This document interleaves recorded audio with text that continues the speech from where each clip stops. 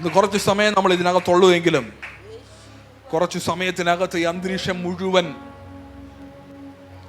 ഇതൊരു കോടതിയായി മാറാൻ പോകുകയാണ്. ഒരു സ്പെഷ്യൽ ട്രിബ്യൂണൽ കോടതിയായിട്ട് ഇത് മാറാൻ പോകുകയാണ്. ഇതിനകത്ത് ചില വിഷയങ്ങൾ ഡീൽ ചെയ്യപ്പെടാൻ പോവുകയാണ് ഇന്ന്.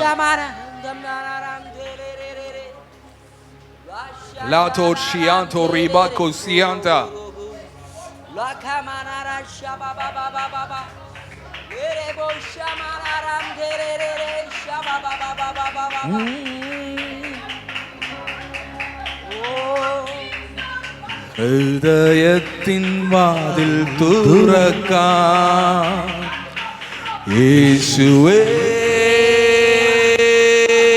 വാ, ജീവനാഥനായ എന്നുള്ളത്തിൽ യേശുവേ വാ, ഹൃദയത്തിൻ വാതിൽ തുറക്കാൻ യേശുവേ വാ, ജീവനാഥനായ എന്നുള്ളത്തിൽ യേശുവേ വാ, എൻ രക്ഷകനേ നിന്നിൽ അഭയം ചൊല്ലുന്നേ, എൻ കർത്താവേ നീ മാത്രമാശ്രയം, എൻ രക്ഷകനേ നിന്നിൽ അഭയം ചൊല്ലുന്നേ, എൻ കർത്താവേ നീ മാത്രമാശ്രയം. യേശു വന്നിട്ടുണ്ട് എന്നവസ്ഥയെ മാറ്റാൻ, ഇന്നും ജീവിക്കുന്നു യേശുവേ. യേശു വന്നിട്ടുണ്ട് എന്നവസ്ഥയെ മാറ്റാൻ, ഇന്നും ജീവിക്കുന്നു യേശുവേ. യേശു വന്നിട്ടുണ്ട് എന്നവസ്ഥയെ മാറ്റാൻ, ഇന്നും ജീവിക്കുന്നു യേശുവേ. എൻ രക്ഷകനേ നിന്നിൽ അഭയം ചൊല്ലുന്നേ, എൻ കർത്താവേ നീ മാത്രമാശ്രയം. ഒന്ന് ഒരുമിച്ച് പറയുമോ? രക്ഷകനേ നിന്നിൽ അഭയം ചൊല്ലുന്നേ, എൻ കർത്താവേ നീ മാത്രമാശ്രയം. ഒരിക്കൽ കൂടെ പറഞ്ഞാട്ടെ, എൻ രക്ഷകനേ നിന്നിൽ അഭയം ചൊല്ലുന്നേ, എൻ കർത്താവേ നീ മാത്രമാശ്രയം. യേശു വന്നിട്ടുണ്ട് എന്നവസ്ഥയെ മാറ്റാൻ, ഇന്നും ജീവിക്കുന്നു യേശുവേ. യേശു വന്നിട്ടുണ്ട് എന്നവസ്ഥയെ മാറ്റാൻ, ഇന്നും ജീവിക്കുന്നു യേശുവേ. യേശു വന്നിട്ടുണ്ട് എന്നവസ്ഥയെ മാറ്റാൻ, ഇന്നും ജീവിക്കുന്നു യേശുവേ. യേശു വന്നിട്ടുണ്ട് എന്നവസ്ഥയെ മാറ്റാൻ, ഇന്നും ജീവിക്കുന്നു യേശുവേ. യേശു വന്നിട്ടുണ്ട്. ചില കെണികൾ ഇന്ന് പകൽ ഒഴിഞ്ഞു മാറുകയാണ്. നിന്റെ മുമ്പിൽ വെച്ച ചില കെണികൾ ഒഴിഞ്ഞു മാറുന്നു.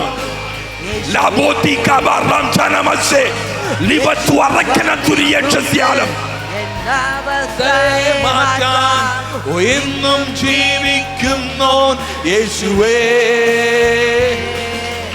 യേശു വന്നിട്ടുണ്ട് എന്നവസ്ഥയെ മാറ്റാൻ, ഇന്നും ജീവിക്കുന്നു യേശുവേ. യേശു വന്നിട്ടുണ്ട് എന്നവസ്ഥയെ മാറ്റാൻ, എന്നും ജീവിക്കുന്നു യേശുവേ. യേശു വന്നേ അവസ്ഥയെ മാറ്റാൻ ഇന്നും ജീവിക്കുന്നു യേശുവേ. Thank you, Jesus.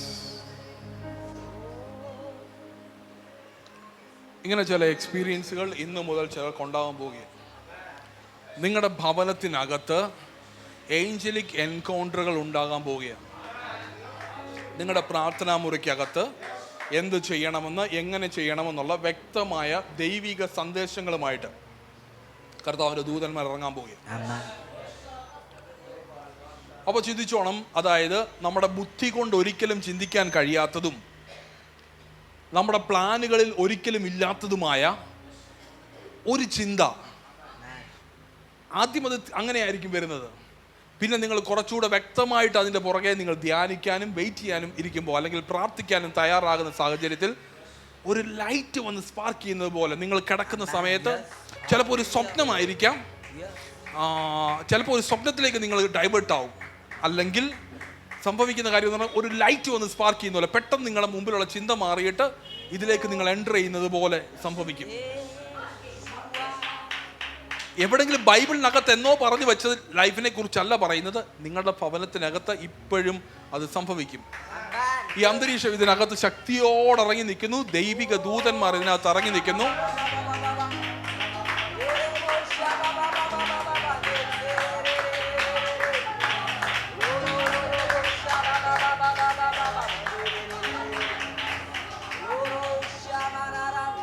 എൻ്റെ ലൈഫിൽ ഞാൻ എക്സ്പീരിയൻസ് ചെയ്തിട്ടുണ്ട് 2 തരത്തിലുള്ള ദൂതന്മാരെയാണ്. ഒന്ന് ജ്ഞാനത്തിൻ്റെ ദൂതന്മാരും, 2 ശക്തിയുടെ ദൂതന്മാരും. ഞാൻ അങ്ങനെയാണ് അതിനെ ക്ലാസിഫൈ ചെയ്തേക്കുന്നത്. എനിക്ക് മനസ്സിലായത് അങ്ങനെയാണ്. എനിക്ക് മനുഷ്യനാൽ കഴിയത്തില്ലെന്നും എന്നെയും കൊണ്ട് കഴിയത്തില്ലെന്നും ഒരു വഴികളും ഇല്ലെന്നും ഞാൻ പ്രാർത്ഥിച്ചിട്ടുണ്ട്. നാളത്തെ ദിവസം ഉണ്ടാകരുതേ എന്ന് പ്രാർത്ഥിച്ച ദിവസങ്ങൾ എൻ്റെ മുമ്പിലുണ്ട്. കാരണം ചില കാര്യങ്ങളോട് മീറ്റ് ചെയ്യാൻ കഴിയാതെ, ചില വിഷയങ്ങളെ ഡീൽ ചെയ്യാൻ കഴിയാതെ, അങ്ങനെയുള്ള പ്രശ്നങ്ങളിൽ കൂടെ കടന്നു പോയപ്പോൾ ഈ ദൂതന്മാർ ഇറങ്ങി വരികയും വ്യക്തത തരികയും ഇത്രത്തോളം നടത്തുകയും ചെയ്യുന്ന രീതിയിൽ കർത്താവ് ചെയ്തെങ്കിൽ അത് എനിക്ക് കിട്ടിയത് ബൈബിളിനകത്തു നിന്നാണ്, ആ സാന്നിധ്യത്തിനകത്തു നിന്നാണ് എനിക്ക് കിട്ടിയത്. അതുപോലെ നിങ്ങൾക്കും ഇന്നു മുതൽ അത് സംഭവിക്കും. ഇത് വെറും കഥയല്ല, നമ്മൾ പലയിടത്തും വായിച്ചു കേട്ട കഥകളല്ല. ഈ ദൂതന്മാർ ഇറങ്ങുന്നത് കഥകളല്ല. Thank you Jesus. കർണാടക ഇലക്ഷന് മുമ്പായിട്ട് ഞങ്ങൾ കർണാടകയിലെ പല സ്ഥലങ്ങളും ഞങ്ങൾ കവർ ചെയ്ത് പ്രയറിന് വേണ്ടിയിട്ട് പ്രാർത്ഥിക്കേണ്ട സ്ഥലങ്ങളെല്ലാം കയറി ഞങ്ങൾ പ്രാർത്ഥിച്ചു. എണ്ണ ഒഴിക്കേണ്ട അടുത്ത് ചിലയിടത്തൊക്കെ എണ്ണ ഒഴിച്ചു.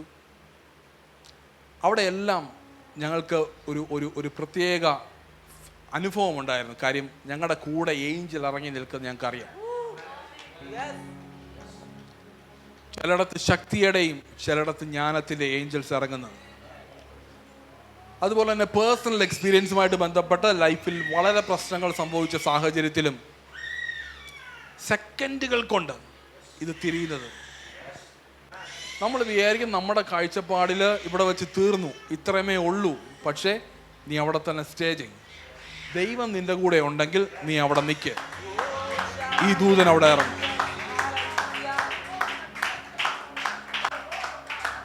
ഞങ്ങളുടെ മിനിസ്ട്രിയുമായിട്ട് ബന്ധപ്പെട്ടും കർത്താവിൻ്റെ ദാസന്മാരുമായിട്ട് ബന്ധപ്പെട്ടും യാത്രകളും മറ്റുള്ളതൊക്കെ ചെയ്യുമ്പോൾ പലയിടത്തും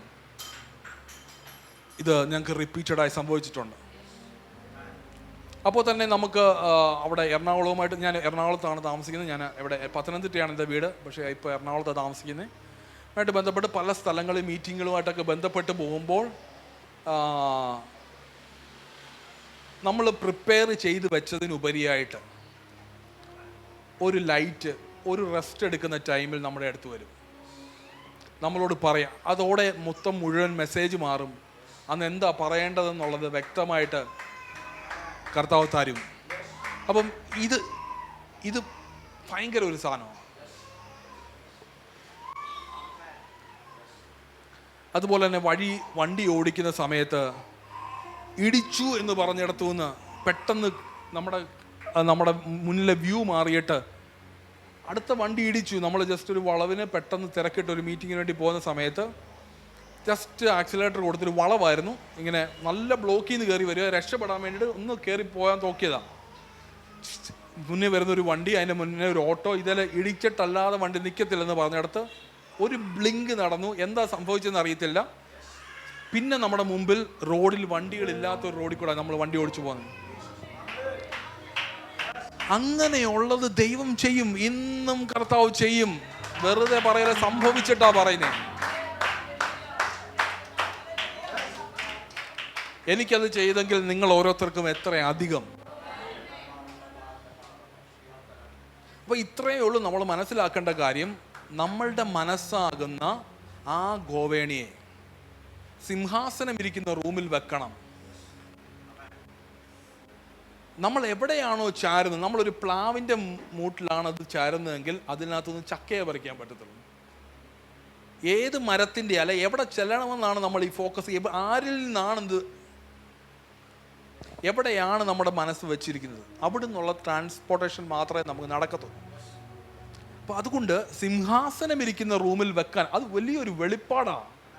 യേശുവിൻ്റെ ശുശ്രൂഷയിൽ ഒരാൾ ചാരിയിരുന്ന്, നഥനിയേൽ മരത്തിൽ ചാരിയിരുന്നുകൊണ്ട് സിംഹാസനം ഇരിക്കുന്ന റൂമിൽ കയറി. ഇത് യേശു കണ്ടു. എന്നിട്ട് അവിടെ ഇരുന്നിട്ട് വല്ല രക്ഷയും വരുമോ എന്ന് ചോദിച്ചിട്ടെടുത്തത്. അങ്ങനെ ഒരു സാഹചര്യത്തിൽ സിംഹാസനം ഇരിക്കുന്ന റൂമിൽ കയറാൻ പറ്റും. എവിടെയാ? നമ്മൾ ഒരുപക്ഷെ കിച്ചണിൽ വർക്ക് ചെയ്യുമായിരിക്കും. റെഗുലറായിട്ട് നമ്മളിത് കയറുന്നുണ്ടെങ്കിൽ കിച്ചണിൽ വർക്ക് ചെയ്യുന്ന സമയത്ത്, അല്ലെങ്കിൽ നമ്മൾ വർക്ക് ചെയ്യുന്ന സ്ഥലങ്ങളിൽ എല്ലാം നമ്മുടെ മനസ്സിനെ സിംഹാസനം ഇരിക്കുന്ന റൂമിൽ കൊണ്ടുവന്ന് വെക്കാൻ പറ്റുമെങ്കിൽ അവിടുന്ന് ചില ട്രാൻസ്പോർട്ടേഷൻസുകൾ ഉണ്ടാകും.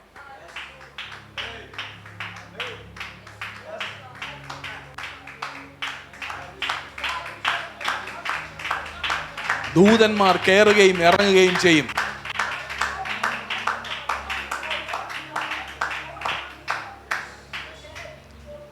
ഹല്ലേലൂയ. ഇതിന് പറയുന്ന പേര് ഫോക്കസ് എന്നാണ്.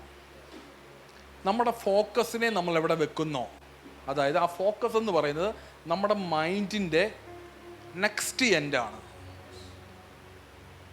ഞാനിപ്പോൾ നിങ്ങളോട് സംസാരിക്കുന്ന ഈ സാഹചര്യത്തിൽ എൻ്റെ ഫോക്കസിനെ ഞാൻ എൻ്റെ ത്രോട്ടിൽ വെച്ചിട്ട്, എൻ്റെ ചെവിയിൽ ഒരു ഫോക്കസ് വെച്ചിട്ടാണ് ഞാൻ സംസാരിക്കുന്നത്. അപ്പോൾ തന്നെ ഞാൻ പറയുമ്പോൾ തന്നെ എനിക്ക് പറയാനും എനിക്ക് കേൾക്കാനും കഴിയും. ചിന്തിക്കുക എന്ന് പറയുന്ന പ്രോസസ്സ് എന്ന് പറഞ്ഞു കഴിഞ്ഞാൽ നമ്മുടെ ഒരു കമ്പ്യൂട്ടറിനകത്ത് നമ്മൾ മൗസ് വെച്ചിട്ട് ഒരു പ്രോഗ്രാമിൽ എൻ്റർ ചെയ്യുന്നത് പോലെ തന്നെ നമ്മുടെ മനസ്സിനകത്തൂടെ പല ചിന്തകൾ പോകുമ്പോൾ അതിലൊന്നിലേക്ക് എൻ്റർ ചെയ്ത് അതിനകത്തൂടെ യാത്ര ചെയ്യാൻ പറ്റും. അപ്പം നമ്മൾ വിചാരിക്കും നാളെ എങ്ങനെയാവും, നമ്മുടെ കാര്യങ്ങൾ എങ്ങനെയാവും, ഇങ്ങനെ വീണ്ടും വീണ്ടും വീണ്ടും ഇങ്ങനെ ചോദിക്കുമ്പോൾ നമ്മളുടെ ഈ ഫോക്കസ് തിരിച്ചു വരത്തില്ല, അവിടെ തന്നെ സ്റ്റക്കാവും. ആൻസർ ഇല്ലാതെ കിടക്കുന്ന ക്വസ്റ്റ്യനുകളുമായിട്ട് ബന്ധപ്പെട്ട് ഈ ഫോക്കസ് സ്റ്റക്കാവും. ഈ ശരീരത്തിലെ ഏകദേശം 12 സിസ്റ്റങ്ങളോളം വർക്ക് ചെയ്യുന്നത് ഈ ഫോക്കസ് നമ്മൾ തന്നെത്താൻ ഇതിനകത്ത് വർക്ക് ചെയ്യുന്നതുകൊണ്ടാണ്. നമ്മുടെ കാലിൽ ഒരു മുറിവുണ്ടായാൽ, ഒരു മുള്ളു കൊണ്ടാൽ പെട്ടെന്ന് നമ്മൾ കാല് വലിക്കുന്നതിൻ്റെ അർത്ഥം എന്ന് പറഞ്ഞു കഴിഞ്ഞാൽ ഈ കാലിൽ മുറിവുണ്ടായി അല്ലെങ്കിൽ നോവുണ്ടായി, പെട്ടെന്ന് നമ്മുടെ ഫോക്കസ് അവിടെ ചെന്നു. എന്നിട്ടാണ് ഈ അകത്തും പുറത്തും ഫോക്കസ് ചെയ്യും. ചിന്തയ്ക്കകത്തൂടെ നമുക്ക് വർഷങ്ങൾക്കപ്പുറത്തേക്ക് ചിന്തിക്കാൻ പറ്റും. ഇതേ ചിന്ത വെച്ചിട്ട് തന്നെ നമുക്ക് സിംഹാസനം ഇരിക്കുന്ന റൂമിലും കയറാൻ പറ്റും. അപ്പോൾ ഒരു കാര്യത്തെക്കുറിച്ച് ശക്തമായ ഫോക്കസ് നമുക്ക് വേണമെന്നുണ്ടെങ്കിൽ ബാക്കി ഒരു ഡിസ്ട്രാക്ഷൻസ് നമുക്ക് ഉണ്ടാകാൻ പാടില്ല. ഇങ്ങനെ നമ്മൾ വീണ്ടും നാളെ എങ്ങനെ നമ്മളിപ്പോൾ കിടക്കാൻ പോകുന്നതിന് മുമ്പ് അയ്യോ ആ ആൾക്ക് നമ്മൾ ഒരു കാര്യം ചെയ്യണമല്ലോ, അല്ലെങ്കിൽ സാമ്പത്തികമായ ചില കാര്യങ്ങൾ മീറ്റ് ചെയ്യണമല്ലോ, ഈ മാസം ഇത്ര ടാർജറ്റ് ഉണ്ട്, ഇതെങ്ങനെ കവർ ചെയ്യുമെന്ന് ഇങ്ങനെ ചിന്തിച്ചുകൊണ്ടായിരിക്കും കിടക്കുന്നത്. ഇതിന് ആൻസർ കിട്ടിയില്ലെങ്കിൽ ഈ ഫോക്കസ് തിരിച്ചു വരത്തില്ല. ഈ ചിന്താമണ്ഡലത്തിൽ തന്നെ ഈ ഫോക്കസ് കിടക്കും. എന്നിട്ട് അതിന് ഉത്തരം കിട്ടാത്തടത്തോളം കാലം അവിടെ ബ്ലോക്കായി പോകും.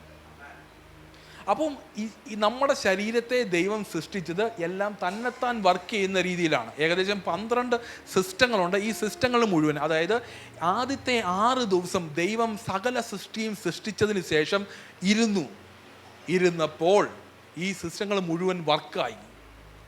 അതുപോലെയാണ് ദൈവം മനുഷ്യ ശരീരത്തെയും സൃഷ്ടിച്ചത്. ഒരു രോഗം വന്നാൽ തന്നെത്താൻ ഹീൽ ചെയ്യാനുള്ള കപ്പാസിറ്റി ശരീരത്തിലുണ്ട്. ഒരു മുറിവ് കരിഞ്ഞുണങ്ങുന്നത് പോലെ ശരീരത്തിലെ എന്ത് രോഗത്തെയും ഹീൽ ചെയ്യാൻ നമുക്ക് കപ്പാസിറ്റി ഉണ്ട്. അങ്ങനെയാണ് ദൈവം ഈ ശരീരത്തെ സൃഷ്ടിച്ചത്. പക്ഷേ ഈ ഫോക്കസ്, ആരോടെങ്കിലും ക്ഷമിക്കാൻ കഴിയാത്ത അവസ്ഥയുണ്ടെങ്കിൽ അല്ലെങ്കിൽ ഉത്തരം കിട്ടാത്ത അവസ്ഥയുമായിട്ട് പുറത്ത് കിടക്കുകയാണെങ്കിൽ, അല്ലെങ്കിൽ ആരോടും വൈരാഗ്യം, അതിൻ്റെ എഫക്റ്റ് കൊണ്ടുവരുന്നത് ഈ ശരീരഭാഗങ്ങളിലേക്കാണ്. ഇത് തിരിച്ചു വരാതിരിക്കുകയും സമാധാനം കിട്ടാതിരിക്കുകയും ചെയ്യുന്ന സാഹചര്യത്തിലേക്ക് പോകും. അപ്പോൾ ഇതേ ഫോക്കസ് തന്നെ വെച്ചിട്ടാണ് നമുക്ക് സിംഹാസനം ഇരിക്കുന്ന റൂമിൽ കയറാൻ പറ്റുന്നത്. അപ്പോൾ ഇങ്ങനെയുള്ള അതുകൊണ്ടാണ് ദൈവം പറയുന്നത്, സഹോദരനോട് എന്തെങ്കിലും ഉണ്ടെങ്കിൽ, നീ ആലയത്തിൽ വരുന്നതിന് മുമ്പ് എന്തെങ്കിലും ഉണ്ടെങ്കിൽ അത് ഡീൽ ചെയ്തതിന് ശേഷം വരാൻ പറയുന്നു. ഹല്ലേലൂയ. അപ്പോൾ ഫോക്കസ് ക്ലിയർ ആവട്ടെ. സ്പിരിറ്റിൻ്റെ ഏറ്റവും വലിയൊരു ഘടകമാണ് ഫോക്കസ് എന്ന് പറയുന്നത്. ഈ ഫോക്കസ് നമുക്ക് എവിടെ കൊണ്ടുവന്ന് വെക്കാൻ പറ്റുമോ അവിടേക്ക് നമുക്ക് ചെല്ലുവാനോ അല്ലെങ്കിൽ അവിടുന്ന് ആ സാധനത്തെ നമ്മുടെ അടുക്കലേക്ക് കൊണ്ടുവരാനോ നമുക്ക് പറ്റും. അതുകൊണ്ടാണ് വളരെ നാളായിട്ട് നമ്മൾക്കൊരു കാർ വേണം, ഇന്ന കളർ വേണമെന്ന് ആഗ്രഹിച്ച് പ്രാർത്ഥിച്ച് അത് നമ്മുടെ അടുക്കളേക്ക് കൊണ്ടുവരുവാനും, അല്ലെങ്കിൽ ഒരു ദേശത്തേക്ക് നമുക്ക് പോകണമെന്ന് ആഗ്രഹിച്ച് നമ്മൾ അവിടേക്ക് പോവുകയും ചെയ്യുന്നത് അതുകൊണ്ടാണ്. ആദ്യം നമ്മുടെ ഫോക്കസ് അവിടെ ചെല്ലുന്നതുകൊണ്ടാണ്. നമ്മുടെ ചിന്ത ഒരു സ്ഥലത്ത് ചെന്നില്ലെങ്കിൽ നമുക്ക് അവിടെ ചെല്ലാൻ പറ്റത്തില്ല. സാമ്പത്തികമായ ഒരു നന്മയെക്കുറിച്ച്, ഒരു അനുഗ്രഹത്തെക്കുറിച്ച് ആദ്യം നമ്മുടെ മനസ്സിൽ സ്വപ്നമായിട്ടോ ആഗ്രഹമായിട്ടോ അല്ല ദൈവത്താൽ തരപ്പെട്ട് കഴിയുമ്പോൾ അങ്ങനെയാണ് നമ്മൾ അവിടേക്ക് എത്തിച്ചേരുന്നത്. നമ്മുടെ മനസ്സ് അവിടെ എത്തുന്നില്ലെങ്കിൽ നമുക്ക് അവിടെ ശരീരത്തിന് അവിടെ എത്താൻ കഴിയത്തില്ല. അപ്പോൾ അതുകൊണ്ട് ഫോക്കസ് ക്ലിയർ ആയിരിക്കുക. അപ്പോൾ ഇവളുടെ അകത്തും ഉണ്ടായിരുന്നൊരു വിഷയം എന്ന് പറഞ്ഞു കഴിഞ്ഞാൽ, ഇങ്ങനെയുള്ള 4-5 ക്വസ്റ്റ്യനകത്ത് ഇവള് കുരുങ്ങിക്കിടക്കുകയാണ്.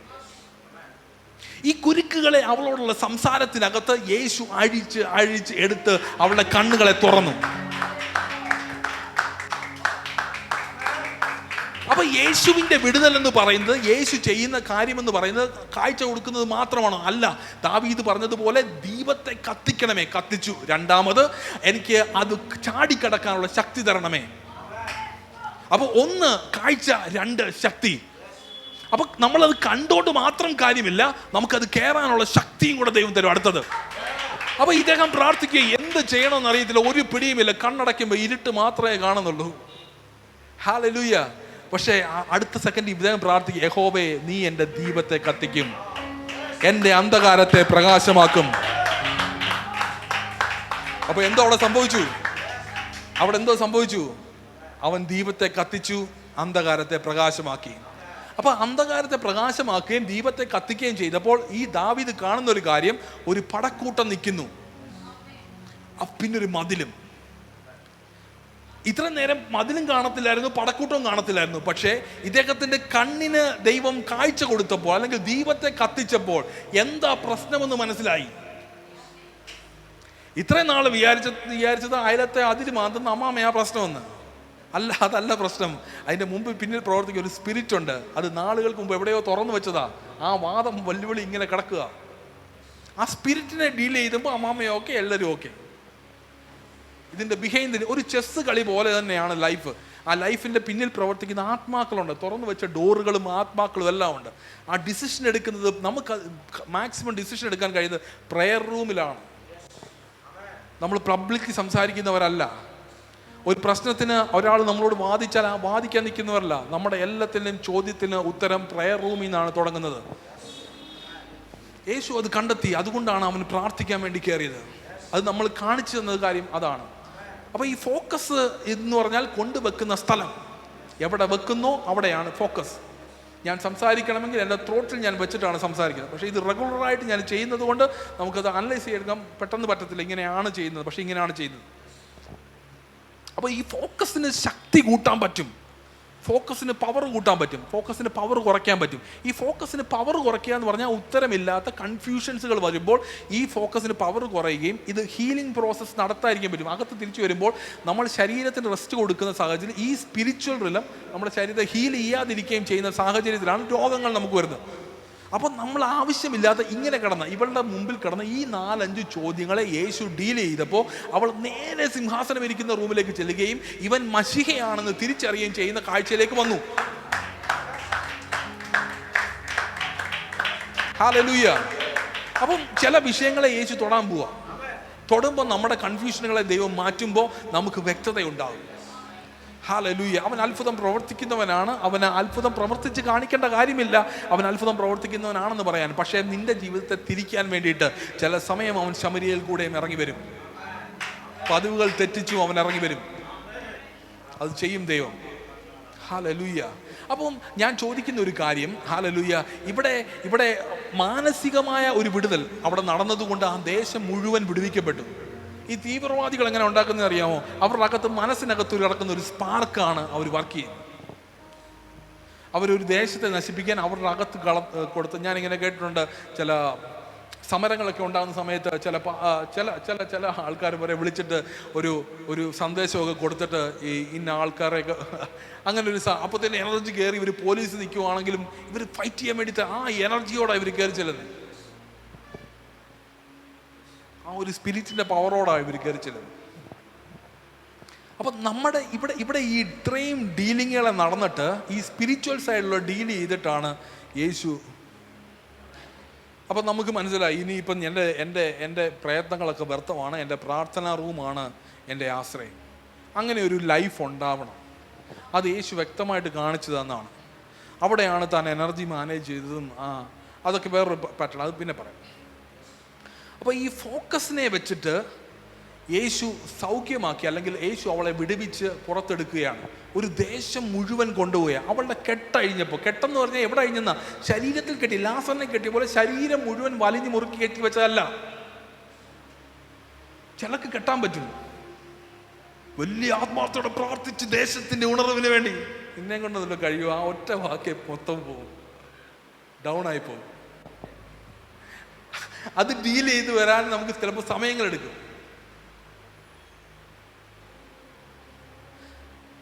ചിലരുടെ വാക്ക് നമ്മളെ ബ്ലോക്ക് ചെയ്യാറുണ്ട്. അത് സിംഹാസനം ഇരിക്കുന്ന റൂമിൽ നിന്ന് തന്നെ നമുക്ക് കഴിക്കണം. ഹല്ലേലൂയ. ദൈവം നമ്മളെ വിളിച്ചാണെങ്കിൽ നമ്മളെ കൊണ്ട് തന്നെ ചെയ്തെടുപ്പിക്കും. അപ്പോൾ ഇവിടെ സംഭവിക്കുന്ന ഒരു കാര്യം, ഇവളുടെ മനസ്സ് ഫ്രീ ആയി, മനസ്സിൻ്റെ കെട്ടഴിഞ്ഞു. ഇവൾ വീണ്ടും കിടന്ന് കുറുകാൻ കാര്യം, അല്ലെങ്കിൽ ഈ ഇവിടെ ഞാനത് പറഞ്ഞു വെക്കുകയല്ല, എന്നാലും ഇവളുടെ ലൈഫ് കൊണ്ട് ഇവൾ ചിന്തിച്ച കാര്യം മാരേജോടെ, അതാണ് ഒരു സ്ത്രീയുടെ ലൈഫിലെ ഹല്ലേലൂയ, അത് വളരെ അത്യാവശ്യമായ കാര്യമാണ്. എന്നാൽ അതുകൊണ്ട് അവൾ ഒരു ഭർത്താവ് ഉണ്ട്, 2 ഭർത്താവ് ഉണ്ട്, അവിടെ എല്ലാം അഡ്ജസ്റ്റ്മെന്റ് നോക്കി, പക്ഷെ നടക്കുന്നില്ല. കാര്യം കുടുംബജീവിതമാണ് ഏറ്റവും വലിയ നന്മ എന്ന, അങ്ങനെ തന്നെയാണ് ദൈവം വെച്ചിരിക്കുന്നതാണ്. പക്ഷെ അവൾ അതിനകത്ത് ദൈവത്താൽ ഒരു വിടുതൽ ഉണ്ടാവാതെ വീണ്ടും വന്ന് കുരുങ്ങുക. അവളുടെ ശ്രമത്താൽ അത് ശ്രമിച്ചു നോക്കുക. അപ്പോൾ ദൈവത്താൽ ഒരു വിടുതൽ അവിടെ സംഭവിക്കാത്തിടത്തോളം കാലം അവൾ പുതിയൊരു വിവാഹ ജീവിതത്തിലേക്ക് സ്റ്റെപ്പ് ചെയ്യുമ്പോൾ അവൾ വീണ്ടും പ്രശ്നത്തിലേക്ക് തന്നെ സംഭവിക്കുക. അവൾക്ക് ആദ്യത്തെ മാരേജ് ലൈഫിൽ എന്താണോ സംഭവിച്ചത് അത് തന്നെ വീണ്ടും തുടർന്ന് നിന്ന് അങ്ങനെ 5 മാരേജിലേക്ക് പോയത് ഈ കുരു കഴിയാഞ്ഞതുകൊണ്ട്. അപ്പോൾ അവളുടെ പർപ്പസ് അവൾ തിരിച്ചറിയുകയും ആ പർപ്പസിനകത്തോട്ട് യേശു അവളെ കയറ്റിവിടുകയും ചെയ്യുക. ഇതാണ് അവിടെ സംഭവിക്കുന്ന കാര്യം. വീണ്ടുമായിട്ട് നമ്മൾ 9-ാം അധ്യായം, യോഹന്നാന്റെ സുവിശേഷം 9-ാം അധ്യായത്തിലേക്ക് നമ്മൾ കാണുമ്പോൾ അവിടെ ഒരാളെ യേശു സ്പർശിക്കുന്നത് അവൻ്റെ ജന്മനാ കുരുടനായിരുന്ന കണ്ണുകളെ തുറന്നുകൊണ്ടാണ്. ജന്മനായ കുരുടനായവൻ്റെ കണ്ണുകളെ തുറന്നപ്പോൾ അതൊരു ഫിസിക്കൽ വിടുതലാണ്, അതായത് സ്പിരിച്വൽ വിടുതലല്ല. അവൻ്റെ കണ്ണുകളെ കർത്താവ് തുറക്കുകയാണ്. അതൊരു സൗഖ്യമാണ്, അതൊരു ശക്തിയുടെ ശുശ്രൂഷയാണ്. അതായത് നമ്മൾ ആദ്യം കണ്ടത് പ്രോഫറ്റിക്കൽ മിനിസ്ട്രിയാണ്. അതായത് അവൾ എന്ത് പ്രശ്നത്താൽ കുരുങ്ങിക്കിടക്കുന്നോ അവളുടെ ഓരോ പ്രശ്നത്തെ അഴിച്ച് അവളുടെ ഫാമിലി ലൈഫിലേക്കും പോയി അവളുടെ ക്വസ്റ്റ്യനും പ്രശ്നത്തെയും അഴിച്ച് അവളെ ഫ്രീ ആക്കി വിടുന്നതാണ്. അത് പ്രോഫറ്റിക്കൽ മിനിസ്ട്രിയാണ് നമ്മൾ കാണുന്നത്. പക്ഷേ 9-ാം അധ്യായത്തിൽ ഇദ്ദേഹത്തെ സൗഖ്യമാക്കുന്നത് ഹീലിംഗ് മിനിസ്ട്രിയാണ് നമ്മൾ കാണുന്നത്. ആ ഹീലിംഗ് മിനിസ്ട്രി കഴിയുമ്പോൾ പക്ഷേ അവിടുത്തെ റിസൾട്ട് സംഭവിക്കുന്നു പറഞ്ഞു കഴിഞ്ഞാൽ ഇവൻ്റെ കണ്ണ് പുറത്തെ കണ്ണും അകത്തെ കണ്ണും ഒരു മടങ്ങുന്നു. അവൻ്റെ കാഴ്ചപ്പാടങ്ങ് മാറി. അതായത് അപ്പനും അമ്മയും തള്ളി പറഞ്ഞു. അവനോട് ചോദിച്ചോ ഇതെങ്ങനെ സംഭവിച്ചെന്ന് അറിയാം. കാരണം യേശുവിനെ അനുകൂലിച്ച് പറഞ്ഞാൽ അവരെല്ലാവരും നമ്മളെ എതിർക്കും. അതുകൊണ്ട് മാതാപിതാക്കൾ വരെ പറഞ്ഞു. അവനോട് ചോദിക്കും, നമുക്കറിയത്തില്ല, ജന്മനാ കുരുടനായിരുന്നു എന്ന് പറഞ്ഞാൽ ശരിയാണ്, പക്ഷെ ഇപ്പം എങ്ങനെ കണ്ണു തുറന്ന് നമുക്കറിയത്തില്ലെന്ന് പറയുക. അവനോട് ചോദിച്ചു. അപ്പം അവൻ പറയുന്നൊരു കാര്യമുണ്ട്, ദൈവം പാപികളുടെ പ്രാർത്ഥന കേൾക്കുന്നില്ലെന്നും അവനൊരു പ്രവാചകനാകുന്നു എന്നും അവൻ വിളിച്ചു പറയുക. ഇത്രയും പേർ കടച്ചു വെച്ചിരുന്ന സാധനം നമ്മൾ വിചാരിക്കും ഒരു ചെറിയ സൗഖ്യമേ നടന്നുള്ളൂ, ഒരു ഹീലിംഗേ നടന്നുള്ളൂ എന്ന് വിചാരിക്കും. പക്ഷെ അവൻ്റെ ഹൃദയ കണ്ണൂടെ യേശു തുറക്കുകയാണ് ചെയ്യുന്നത്.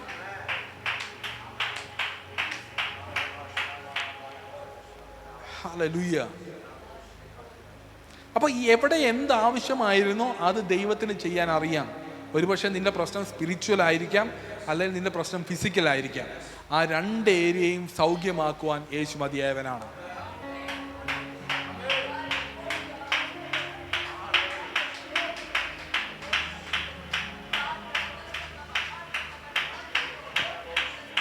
അപ്പോൾ ഞാൻ പറഞ്ഞു വരുന്നത് ഇത്രയേ ഉള്ളൂ, ആശ്രയിക്കാൻ അവൻ മാത്രം മതിയായവനാണ്. നമ്മളൊരു ഹോസ്പിറ്റലിലും അല്ലെങ്കിൽ ഒരു കോടതിയിലും ഒക്കെ ആശ്രയിക്കുന്നതിനേക്കാൾ ഉപരിയായി ആ സിംഹാസനം ഇരിക്കുന്ന റൂമിലേക്ക് നമ്മുടെ പ്രശ്നങ്ങളെ കൊണ്ടുവന്നാൽ അതിന് മറുപടി തരുവാൻ അവൻ മതിയായവനാണ്. ഹല്ലേലൂയ. അവിടെ നമ്മൾ ആദ്യം കാണുന്നു ഹല്ലേലൂയ ഒരു പ്രവാചക ശുശ്രൂഷ. രണ്ടാമത് അവിടെ കാണുന്നത് അവനെ ശുശ്രൂഷിക്കുന്ന ഒരു പുരോഹിതനെയാണ് കാണുന്നത്. രണ്ട് ശുശ്രൂഷയും കൂടെയാണ് യേശു അവിടെ ചെയ്യുന്നത്. ആ പുരോഹിത ശുശ്രൂഷയിൽ പ്രവാചക രണ്ടും കൂടെ വന്നിട്ട് അവൻ്റെ കണ്ണ് തുറക്കുകയും അവൻ്റെ ഹൃദയ കണ്ണ് തുറക്കുകയും ചെയ്യുക. അപ്പം ഇന്ന് സകല മനുഷ്യരാശിക്കും വേണ്ടിയിട്ട് ദൈവം ഇത് തുറന്നു കൊടുക്കുകയാണ്. അതായത് കാൽവറിയിൽ താൻ ആ ക്രൂശ് വഹിച്ച് അടികൊണ്ട് അതിൻ്റെ മുകളിലേക്ക് കയറുന്ന സാഹചര്യത്തിൽ ഒറ്റ വാക്ക് മാറ്റി പറഞ്ഞാൽ മതിയായിരുന്നു, ഞാൻ ദൈവപുത്രനല്ല എന്ന് മാറ്റി പറഞ്ഞാൽ ഈ പരിപാടി മൊത്തം അവിടെ നിന്നേനെ. നീ മശിഹയാണ് അല്ലെന്ന് പറഞ്ഞാൽ ഇതവിടെ സ്റ്റോപ്പായേനെ, ഈ അടി തീർന്നേനെയും പരിപാടിയെല്ലാം തീർന്നേനെയും.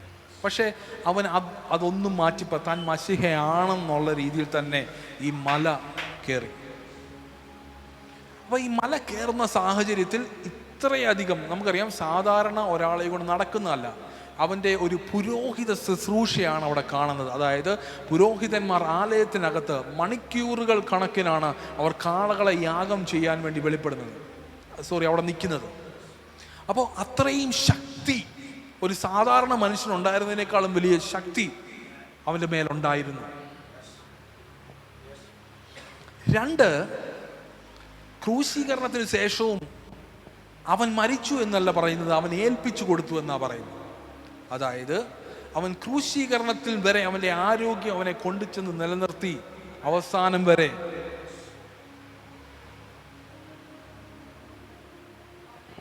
ഹല്ലേലൂയ.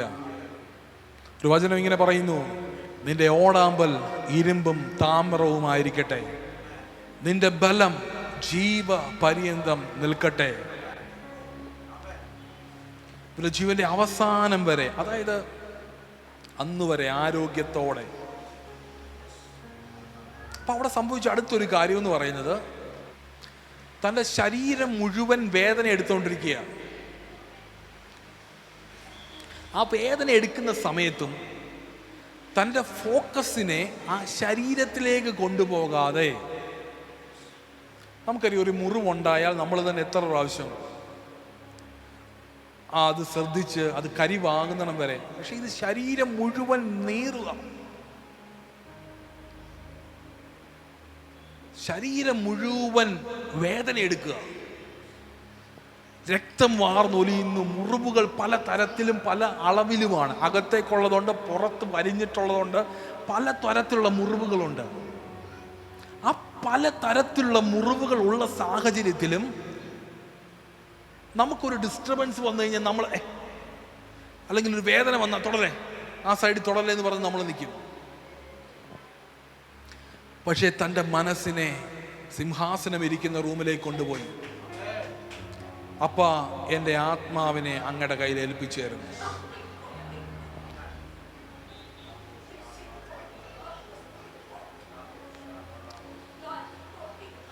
നമ്മുടെ പ്രശ്നം വലുതാണെന്ന് നമ്മൾ പറയുന്നു, ഇതിനേക്കാൾ വലുതാണോ? പ്രാർത്ഥിക്കാതിരിക്കാൻ ഇതൊരു കാരണമാണോ? ദൈവസിംഹാസന റൂമിൽ കയറാതിരിക്കാൻ ഒരു കാരണമാണോ? നമ്മുടെ ഒരു ചെറിയ പ്രശ്നം, നമ്മുടെ ഒരു ചെറിയ രോഗം, നമ്മുടെ ചെറിയൊരു സാമ്പത്തിക പ്രശ്നം. സിംഹാസനം ഇരിക്കുന്ന റൂമിലേക്ക് തൻ്റെ മനസ്സിനെ കൊണ്ടുവന്ന് വെച്ചു, തൻ്റെ ഫോക്കസിൻ്റെ അറ്റം കൊണ്ടുവച്ചു. ഇതെവിടെ നിന്നാണ് തുടങ്ങിയെന്ന് ചോദിച്ചാൽ പ്രാർത്ഥനാ മുറിയിൽ നിന്നാണ്. ഈ എൻറ്റയർ അസൈൻമെന്റ് അടുത്ത ദിവസത്തേക്കുള്ള തുടങ്ങുന്നതിന് മുമ്പ് ഗത്സമനയിൽ ഒരു പ്രാർത്ഥന നടക്കുകയാണ്. തൻ്റെ മനസ്സിലേക്ക് പല ചിന്തകൾ വന്നു. എൻ്റെ കൂടെയുള്ളവർ എങ്ങനെ നാളെ ഞാനത് ഫേസ് ചെയ്യും? പെട്ടെന്ന് ഒരു ദൂതൻ ഇറങ്ങി തന്നെ ബലപ്പെടുത്തി. താൻ അതീവ ശ്രദ്ധയോടെ പ്രാർത്ഥിച്ചു. ഒരു എൻറ്റയർ പ്രോസസ്സ് നാളെ നടക്കുകയാണ്. ലോകം മുഴുവൻ കാണുന്ന ഈ സ്റ്റേജ് അല്ലെങ്കിൽ ആ വേദി എന്ന് പറയുന്നത് കാൽവറിയും അല്ലെങ്കിൽ ആ കോടതിയുമൊക്കെയാണ്. പക്ഷെ അതിനു മുമ്പ് ഇത് മുഴുവൻ കവർ ചെയ്ത് ദൈവസന്നിധിയിൽ തൻ്റെ ആത്മാവിനെ ഏൽപ്പിച്ചു കൊടുക്കത്തക്ക സമയം വരെ ലഭിച്ച ആരോഗ്യവും ആ ശ്രദ്ധയെ വേറെ എങ്ങും പോകാതെ തൻ്റെ അസൈൻമെൻ്റാണ്. നമുക്കങ്ങനെ സംഭവിക്കുന്നില്ല. ഞാൻ പറഞ്ഞു വരുന്നത്, നമ്മുടെ അസൈൻമെൻറ്റുമായിട്ട് ബന്ധപ്പെട്ടും ദൈവം അത് ചെയ്യും. കാണിച്ചു തന്നതാണ്. തൻ്റെ അസൈൻമെൻ്റ് ആയിരുന്നത്. അതിനുവേണ്ടി പ്രാർത്ഥിച്ച് താൻ കയറി നിന്നു. അപ്പോഴൊരു ദൂതൻ ഇറങ്ങി വന്ന് ബലപ്പെടുത്തി. ആ ബലത്തിലാണ് ഈ അസൈൻമെന്റ് തീരുന്നിടം വരെ സകല മാനവരാശിയുടെ മുമ്പിൽ ഇവിടുന്ന് തകർത്ത് കളയും, ഇവന്റെ അസൈൻമെന്റ് ഇവിടെ തീർക്കാൻ സമ്മതിക്കത്തില്ലെന്ന് പറഞ്ഞിടത്ത്, നിന്നെ കൊണ്ട് നടക്കത്തില്ല, നിന്നെ കൊണ്ട് ചെയ്യത്തില്ലെന്ന് പറഞ്ഞിട്ട് ഒരു ട്രാൻസ്ഫർമേഷൻ അവിടെ നടക്കുകയാണ്. ഒരു എൻകൗണ്ടർ നടക്കുകയാണ്. നിന്റെ ആത്മാവിന്റെ അകത്ത് നിന്റെ ഒരു ഫ്രീക്വൻസി ചേഞ്ച് സംഭവിക്കുകയാണ്.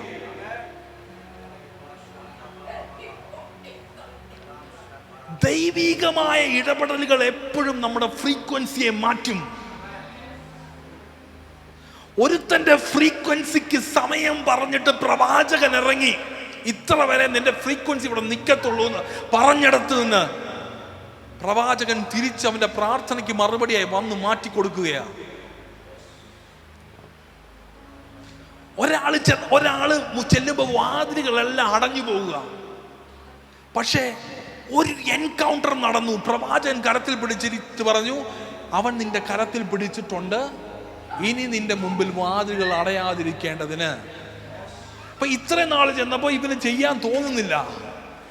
ആ മേലുദ്യോഗസ്ഥന് ഇതൊന്നും സൈൻ ചെയ്ത് തരാൻ തോന്നുന്നില്ല. പക്ഷെ ഒരു ഫ്രീക്വൻസി ചേഞ്ച് നിന്റെ അകത്ത്, ഒരു ഏഞ്ചലിക് എൻകൗണ്ടർ നടന്നത് കാരണത്താൽ ഒരു ഫ്രീക്വൻസി ചേഞ്ച് താനെ നിന്റെ മുമ്പിൽ വാതിലുകൾ തുറക്കത്തക്ക രീതിയിലുള്ള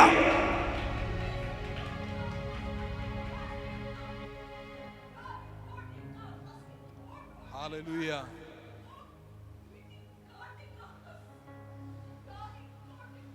അതിനെ നമ്മൾ വചനപ്രകാരം ഫേവർ എന്ന് വിളിക്കും. ഒറ്റ രാത്രി കൊണ്ട് ഇസ്രായേൽ മക്കളുടെ മേൽ ദൈവത്തിന്റെ ഫേവർ വന്നപ്പോൾ മിസ്രൈമ്യരെല്ലാം തങ്ങളുടെ കയ്യിലുണ്ടായിരുന്ന സ്വർണ്ണം എടുത്താൻ കൊടുത്തു.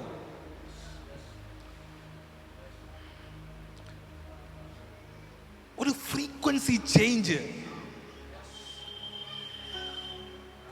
നമ്മൾ അഡിക്റ്റഡ് ആയിരിക്കുന്ന പലതും നമ്മുടെ ഫ്രീക്വൻസി ചേഞ്ച് ചെയ്യാൻ, ചിലപ്പോൾ മൊബൈലായിരിക്കാം, ചിലപ്പോൾ TV ആയിരിക്കാം. ഇതെല്ലാം ഓവറായിട്ടുള്ള അഡിക്ഷൻ കാരണം നമ്മുടെ ഫ്രീക്വൻസിക്ക് ചേഞ്ച് വന്നുകൊണ്ടിരിക്കുക. കാരണം ആ കംഫോർട്ട് സോണിൽ ഒതുങ്ങി നമ്മളുടെ ഫ്രീക്വൻസി കൊണ്ട് ഒന്നും ചെയ്യാൻ പറ്റാത്ത, നമ്മുടെ സ്പിരിറ്റിനെയും കൊണ്ട് എങ്ങും ചെയ്യാൻ പറ്റാത്ത ഒരാൾക്ക് ചെല്ലുമ്പോൾ ഇവന് ചെയ്തു കൊടുത്താലും കുഴപ്പമൊന്നുമില്ല. അല്ല, ചിലർ ചെല്ലുമ്പോൾ വന്നട്ടെ നമുക്കിപ്പോൾ ചെയ്യാം എന്ന് പറയുന്ന രീതിയിൽ വാതിൽ തുറക്കത്തക്ക രീതിയിലുള്ള ഫ്രീക്വൻസി ചേഞ്ചസ് ആണ് ഏഞ്ചൽസ് നിന്റെ ലൈഫിൽ വരുമ്പോൾ സംഭവിക്കുന്നത്.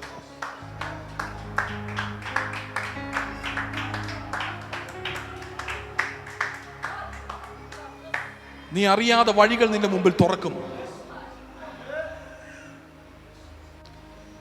ഒരു സ്ത്രീ അവിടെ നിന്ന് പ്രാർത്ഥിക്കുക, കർത്താവേ കുഞ്ഞിന് കൊടുക്കാൻ വെള്ളമില്ല, പക്ഷെ വെള്ളം അവിടെ തന്നെ ഉണ്ട്. അവളുടെ കണ്ണിന്റെ കാഴ്ചപ്പാട് ഫ്രീക്വൻസി ഒന്ന് മാറി.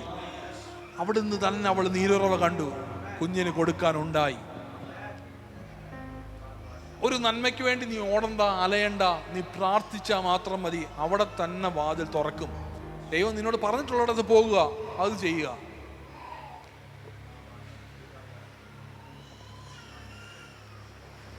ഹല്ലേലൂയ. സിംഹാസനം ഇരിക്കുന്ന റൂമിലേക്ക് കയറി പ്രാർത്ഥിക്ക്, കണക്ട് ചെയ്യാൻ നോക്കുക. പല ചിന്തകളാൽ യേശുവിനെ അസ്വസ്ഥതപ്പെടുത്തി. പക്ഷെ പെട്ടെന്ന് അവിടുന്ന് ഒരു ഹെൽപ്പ് ഉണ്ടായി. ഒരു ഏഞ്ചൽ കണക്ട് ചെയ്തു. പിന്നെ അവൻ്റെ പ്രെയർ മൊത്തം പ്രിപ്പറേഷൻ അവിടെ നടക്കുക പിറ്റേ ഒരു ദിവസത്തേക്കുള്ള. ലോകത്തിലെ മാനവരാശിയുടെ മുഴുവൻ പ്രശ്നത്തെ തിരിക്കുന്ന ഒരു സംവിധാനം അവിടെ നടന്നേ. കാര്യം ഒരു ഡോറ് തുറക്കുകയാണ്. അപ്പോൾ അത്രയും വലിയ അസൈൻമെൻ്റ് ആണ്. അതായത് ഇവിടുന്ന് ഹല്ലേലൂയ ശരീരം പ്രാപിക്കുവാൻ വേണ്ടിയിട്ട് പറ്റും ആത്മാക്കൾക്ക്. പക്ഷേ എന്നാൽ ദൈവസന്നിധിയിൽ നിന്ന് ഒരു ആത്മാവ് ഡയറക്റ്റ് ഒരു സ്ത്രീയുടെ ഉദരത്തിൽ വരികയും അവിടുന്ന് കുഞ്ഞായി പുറത്തു വരികയും ചെയ്യുക. അതിനെയാണ് ഇൻകാർണേഷൻ എന്ന് പറയുന്നത്. അത്രയും വലിയൊരു പ്രോസസ്സ് നടന്നിട്ട് അത് ദൈവം ഇവിടെ ഒരു എക്സ്റ്റാബ്ലിഷ്മെന്റ് നടത്തുകയാണ്. നമ്മുടെ നന്മകൾ എവിടെയാണ്? സിംഹാസനം ഇരിക്കുന്ന റൂമിലാണ്. ബാക്കി എല്ലാ നന്മകൾക്കും പിടിച്ചു പറിക്കാൻ ആളുണ്ട്. ഇവിടെ നീ എന്ത് പ്രാപിച്ചാലും അത്